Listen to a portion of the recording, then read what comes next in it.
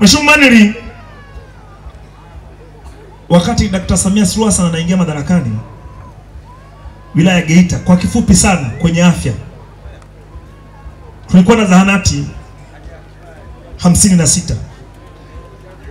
Kwa sasa tuna zahanati 97, maana yake zimeongezeka zahanati 41 na ni nzuri, zenye vioo, zenye vigae, na nyingine zimeezekwa kwa mabati ya msauzi, na wananchi hawakukelepechwa kuchangia.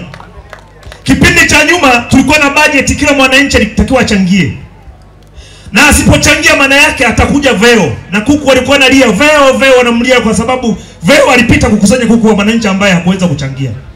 Lakini kwa kipindi chote cha awamu ya 6 hakuna mwananchi amechangia, na kama ni kuchangia ni michango ya kawaida sana. CCM oyee! Mheshimiwa Manili, wakati Dr. Samia Suluhu Hassan anaingia madarakani tulikuwa na vituo vya afya kwenye wilaya nzima vilikuwa 5. Kwa sasa tuna vituo vya afya 12, na vituo vya afya hivi vinafanya operation, ikiwepo Kasamwa, ikiwepo Nyamkumbu. Lakini wakati Dr. Samia Suluhu Hassan hajaingia madarakani, kituo cha afya cha Kasamwa kilikuwa kifanya operation.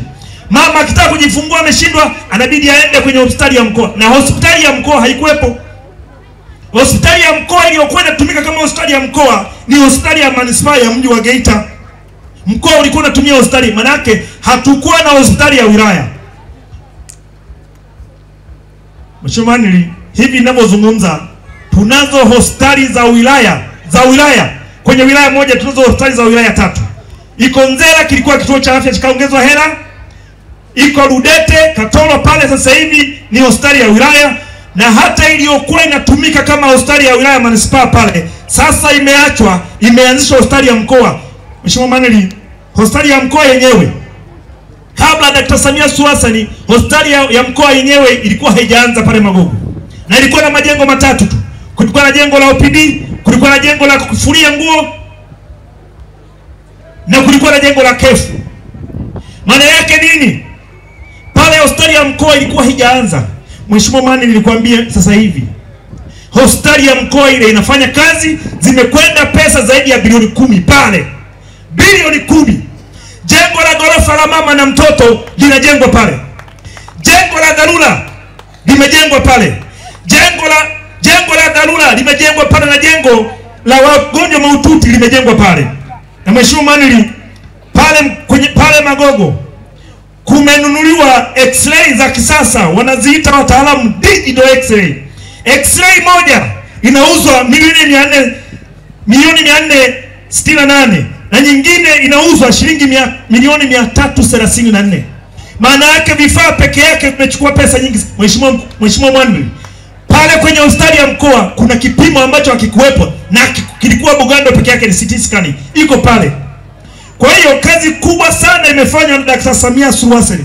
Mheshimiwa Manili, kuna pesa imekwenda pale kwa ajili ya kujenga ukuta.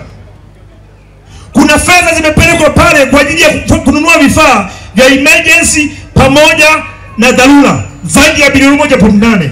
Ni fedha nyingi sana Mheshimiwa Manili imekwenda pale Geita. Hospitali ya mkoa sasa mpaka kwa Kisoma inaitwaje? Walkway. Njia za watembea kwa mguu. Yaani Katoro kwa mabati kunole simenzera mkatikati. Ziko pale. Mheshimiwa mkuu wa mkoa, kazi kubwa sana imefanyika na inaendelea.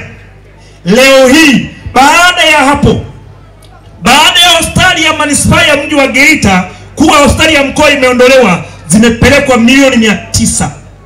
Kwenye hospitali ya mji wa Geita zikapelekwa milioni 900. Kilichofanyika pale, ukifika Mheshimiwa Manili, ukifika kwenye hospitali ya mji wa Geita kilichokuwepo pale, ukiambiwa kalete kipimo cha choo, ukiingia kwenye choo unaugua zaidi. Vyoo vilikuwa vichafu, vikajengwa vyoo vipya pale. Kama kuna mwenzetu ameweza kuaga dunia, sehemu ya kumweka ilifika mara pakawa panakosekana. Na bahati nzuri sana baba huyu Chacha, ilifika mara tukawa tunamuomba tunaenda kuhifadhi wagonjwa pale. Kwa hiyo baada ya hapo jengo la mortuary likajengwa jipya. Jengo la upasuaji likajengwa jipya.